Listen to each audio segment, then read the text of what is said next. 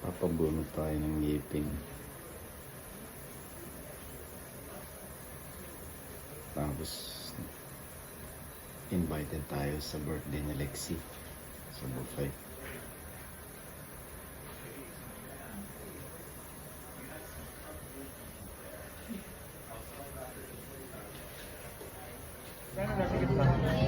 Jojo.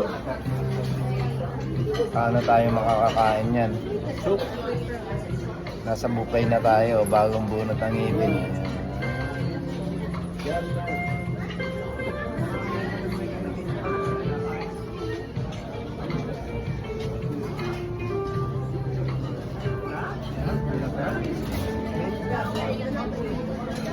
Naka-long sleeve yan, naka-polo pala ng pink. Kaya nga eh, kaya ko lang napansin eh. Oh. Kaya ko lang napansin din yan. Pogi-pogi ating ama ngayon.